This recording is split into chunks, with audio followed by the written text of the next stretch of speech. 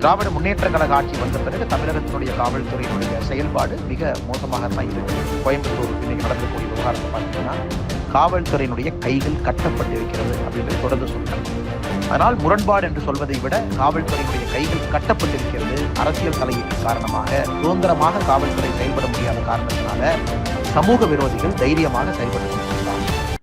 கோவையில் கல்லூரி மாணவி கூட்டு பாலியல் வன்கொடுமை செய்யப்பட்ட சம்பவம் தொடர்பாக பாஜக முன்னாள் தலைவர் அண்ணாமலை பெங்களூருவில் இருந்தபடி சிறப்பு பேட்டி அளித்தார். சட்டம் ஒழுங்கை காப்பதில் தமிழக போலீசின் செயல்பாடு மோசமாகிக் கொண்டே போவது ஏன்? அண்ணா வணக்கம். முதல் கேள்வி, சுதந்திரம் கிடைத்து இத்தனை ஆண்டுகள் ஆன பின்பு கூட ஒரு சகோதரி, ஒரு தாய்மார் சுதந்திரமாக வீதியில வர முடியவில்லை என்கின்ற பெரிய வருத்தம். எப்படிப்பட்ட நாடு இந்த நிலைமைக்கு வந்துருச்சு அப்படிங்கிறது இன்னொரு பெரிய வருத்தம். யாருக்கும் யாரை வேண்டுமானாலும் எப்பொழுது வேண்டுமானாலும் பார்ப்பதற்கு உரிமை இருக்கு. ஆனா துரதிருஷ்டவசமான சம்பவம்.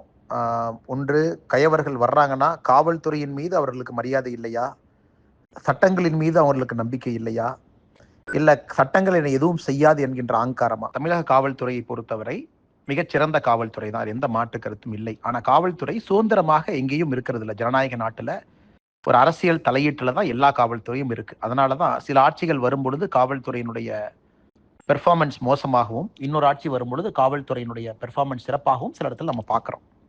திராவிட முன்னேற்ற கழக ஆட்சி வந்த பிறகு தமிழகத்தினுடைய காவல்துறையினுடைய செயல்பாடு மிக மோசமாகத்தான் இருக்கு. அதே அதிகாரிகள், அதே தலைவர்கள் இருக்கும் பொழுது ஏன் கீழே நடக்குது? இத்தனைக்கும் காவல்துறை கடுமையா வேலை செய்யறாங்க, எந்த மாற்று கருத்தும் இல்லை. வெயில்ல நிக்கிறாங்க, மலையில நிக்கிறாங்க, குடும்பத்தை விட்டு பிரிந்திருந்து வேலை செய்கின்றார்கள். தீபாவளி, பொங்கல், எந்த பண்டிகையும் இல்லை. அதையெல்லாம் நான் மனதார நான் ஏத்துக்கிறேங்க. அப்படி இருந்தும் காவல்துறை இருக்கும் பொழுது ஏன் அது நடக்குது? அண்ணா பல்கலைக்கழக விவகாரம், கோயம்புத்தூர் இன்னைக்கு நடந்திருக்கக்கூடிய விவகாரத்தை பார்த்தீங்கன்னா காவல்துறையினுடைய கைகள் கட்டப்பட்டிருக்கிறது அப்படின்றதை தொடர்ந்து சொல்றேன். காவல்துறைக்கு முழு சுதந்திரம் கொடுக்கணும். கயவர்கள் மீது கை வைப்பதற்கு அனுமதி கொடுக்கணும். மிக கடுமையாக சட்டங்களை நடைமுறைப்படுத்துவதற்கு காவல்துறைக்கு இருக்கக்கூடிய சிக்கல்களை களையணும். அதே நேரத்தில் இந்த என்டையர் ஜுடிஷியல் ஸ்பெக்ட்ரம், அதாவது ஒரு எஃப்ஐஆர் ரெஜிஸ்டர் பண்றதுல இருந்து, சார்ஜ் ஷீட் போடுறதுல இருந்து, தண்டனை வாங்கி கொடுக்கற வரைக்கும் முழுமையாக எல்லோரும் இணைந்து வேலை பார்க்கணும். அது காவல்துறையாக இருக்கட்டும், கிரிமினல் ஜஸ்டிஸ் சிஸ்டமாக இருக்கட்டும், இணைந்து வேலை பார்க்கணும். அதனால் முரண்பாடு என்று சொல்வதை விட காவல்துறையினுடைய கைகள் கட்டப்பட்டிருக்கிறது. அரசியல் தலையீட்டின் காரணமாக சுதந்திரமாக காவல்துறை செயல்பட முடியாத காரணத்தினால சமூக விரோதிகள் தைரியமாக செயல்பட்டு கொண்டிருக்கின்றார்கள். தமிழகத்தை தலைகுனிய விடமாட்டோம் என சூளுரை செய்த முதல்வர் பெண்கள் பாதுகாப்பு விஷயத்தில் கோட்டை விட்டது ஏன்? இது முதலமைச்சர் அவர்கள் நேரடியாக பதில் சொல்ல வேண்டிய கடமை. நிர்பயா மாதிரி ஒரு கேஸ் திமுக ஆட்சிக்கு வந்த பிறகே நடந்துச்சு. உங்களுக்கு தெரியும், ஆட்டோ ரிக்ஷால ஒரு கயவர்கள் ஒரு பெண்ணை சித்திரவதை பண்ணாங்க. அதன் பிறகு படிப்படியா பல குற்றச்சாட்டுகள். ஆனா இன்னைக்கு மாணவிகள் மீது, அவர்கள் படிக்கக்கூடிய இடம் அண்ணா பல்கலைக்கழகம், அங்க நடந்துச்சு கேம்பஸ்குள்ள.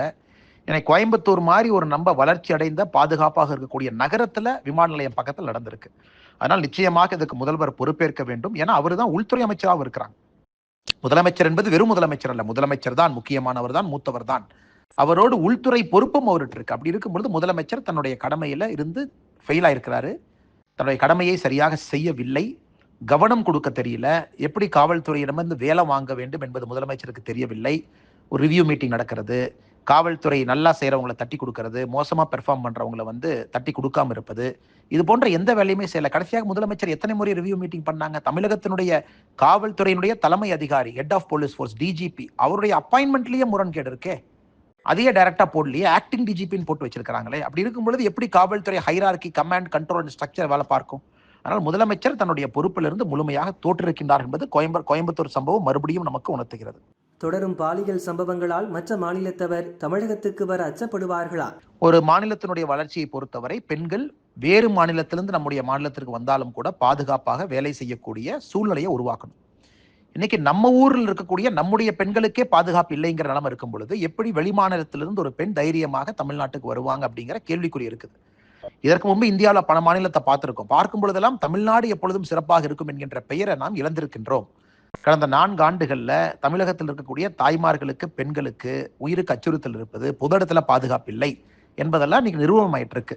அப்படி இருக்கும் பொழுது நிச்சயமாக இது வளர்ச்சியை பாதிக்கும். நிச்சயமா பெண்கள் சுதந்திரமாக இருக்கணும்னு நம்ம விரும்புறோம். எந்த நேரத்திலும் பெண்கள் எங்கு வேண்டுமானாலும் செல்லலாம் என்பதைத்தான் ஒரு நாகரீகமான சமுதாயம் எதிர்பார்க்கும். ஆனா இன்னைக்கு பெண்களை நீங்க அங்க போகாத, இங்க போகாத, இரவுல போகாத, நாமளே சொல்றோம் ஸ்கூலுக்கு போனா கூட பத்திரமா வான்னா ஏதோ ஒரு இடத்துல நமக்கு ஒரு அச்சமின்மையும், சமூகத்துல பாதுகாப்பின்மையும் பெற்றோர்கள் உணர்கின்றார்கள்.